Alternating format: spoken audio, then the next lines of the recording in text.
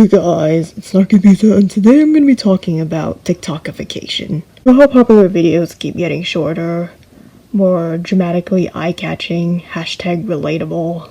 Well, all of that has been labeled under the category of TikTokification, named after the ever-growing popular platform for posting short-form videos, which America has tried to ban. Sort of. Maybe.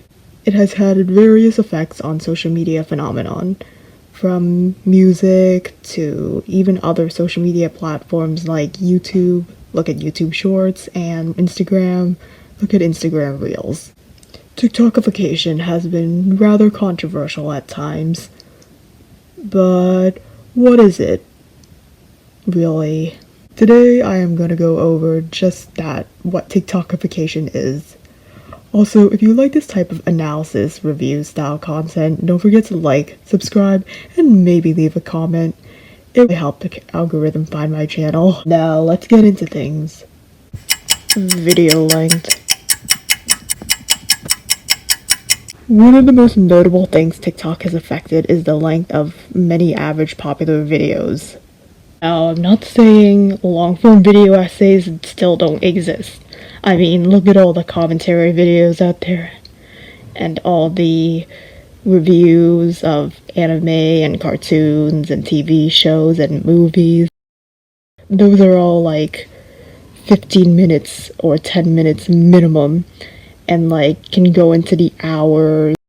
But the fact of the matter is that it is undeniable that there are popular videos that are under 5 minutes now. This has even affected the music industry to some extent, as I've briefly alluded to in the intro. Remember how songs used to be 3 minutes and 30 seconds on average? Well, now a lot of songs are 2 minutes-ish, and they lack a bridge. Whether this is good or bad will ultimately depend on your taste. Personally, I do kind of prefer songs with an actual bridge. Now, it's very well possible to make within the bounds of less than 3 minutes, but when it comes to informative videos ending up having to be under like 5 minutes for the sake of popularity, this can have an interesting effect, to say the least, on the information presented within. The next section will be going into just that. Quality. Now, I'm not saying that TikTok videos are bad. I'm also not saying that informational TikTok videos are horrible, despite what this section may seem to start to claim. That being said, logically, people can only speak a certain amount of words per minute. Logically, if your videos can only be under 5 minutes or less, there are bound to be things you have to simplify. For lighthearted topics without too much long-term impact at stake, this isn't too bad. But when it comes to more serious situations like bigotry, mental health, harassment, so on, yeah, you can get some pretty weird info. There's a reason why TikTok is infamous in some mental health corners. People self-diagnosing with an entirely wrong or partially wrong set of symptoms, or people having some of the symptoms of a disorder but still deciding to self-diagnose even though they don't have enough symptoms.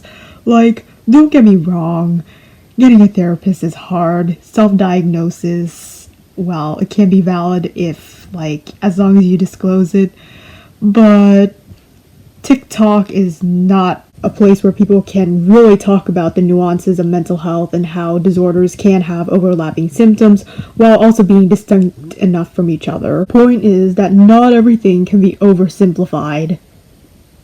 Some things can, but the more serious something is, the better it is to explain with a longer video. With that out of the way, I'm gonna be moving on to my next topic. Video style.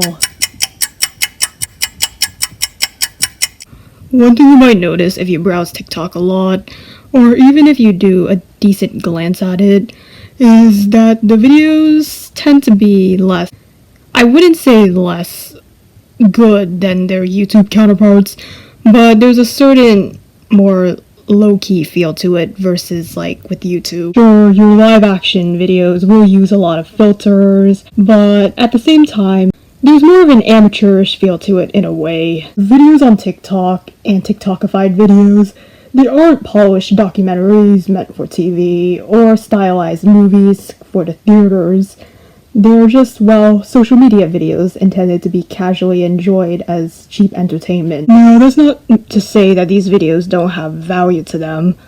Mind you, we all need just a little relaxed entertainment, at least somewhat from time to time. However, these are clearly not the kind of things you're going to see in your business's stylized PR team marketing strategy. Traditionally, some marketing agencies are getting increasingly influenced by TikTok for their videos, but there's still a clear difference between those and actual TikTokified videos that you'll encounter on YouTube Shorts or Instagram Reels. With that all out of the way, I'm going to be moving on to my final thoughts.